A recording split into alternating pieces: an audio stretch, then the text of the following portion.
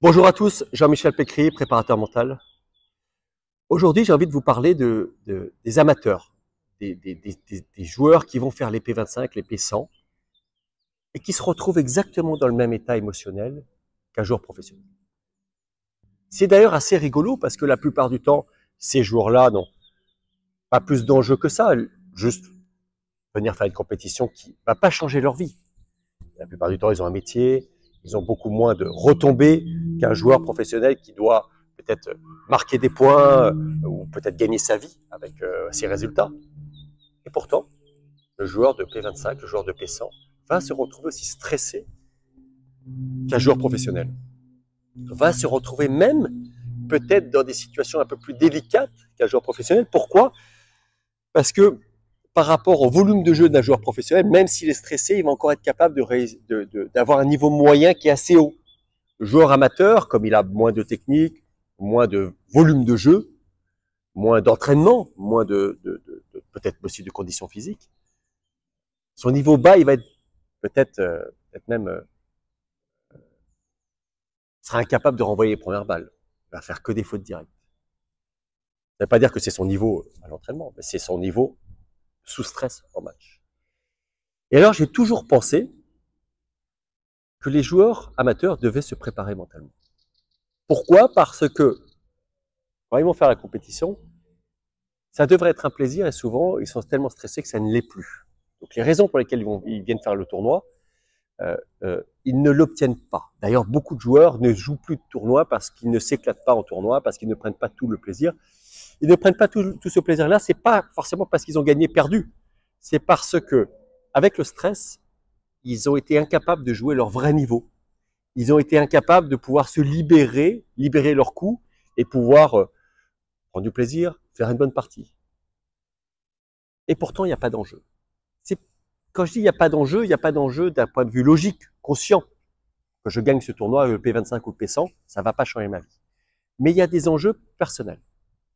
Il y a des enjeux aussi, euh, un peu par moment, peut-être aussi, la peur d'échouer.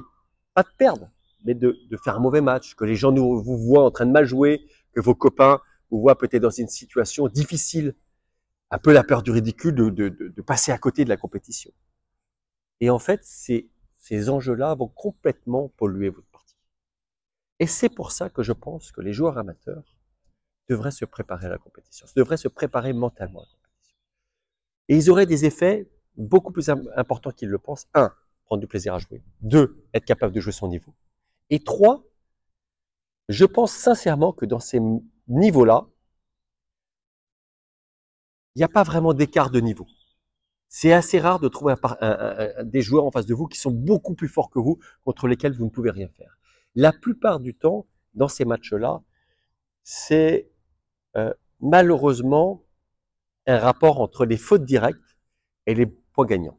Et s'il y a trop de fautes directes, c'est là où on perd le plus souvent les matchs. Et ces fautes directes, elles ne sont pas liées qu'aux balles difficiles que vous envoient vos adversaires. Elles ne sont pas liées que à votre peut-être gestuelle, à votre technique. La plupart du temps, elles sont liées à vos émotions, à votre stress. Elles peuvent être aussi liées à vos réactions sous stress. Il existe deux grandes réactions sous stress. Je prends des risques à considérer, je veux gagner le point le plus vite possible, ou je suis incapable je veux pas faire de faute et je joue à un niveau d'engagement qui est bien en dessous de ce que je suis capable.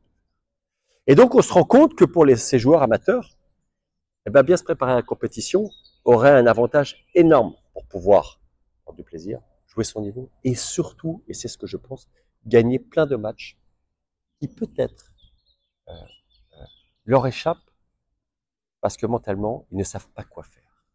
Autant ils ont appris, ils prennent des cours pour améliorer leur technique, autant ils font peut-être des efforts pour travailler leurs conditions physiques, mais autant, par rapport à des joueurs professionnels, ils n'ont pas ces habitudes de compétition, ils n'ont pas ces mécanismes, ces process qu'ils doivent mettre en place sur comment se préparer. Et je pense que c'est une erreur fondamentale. À partir du moment où vous voulez faire la compétition, vous devez vous préparer mentalement à la compétition. Je vous dis à très vite pour les prochaines vidéos. À bientôt.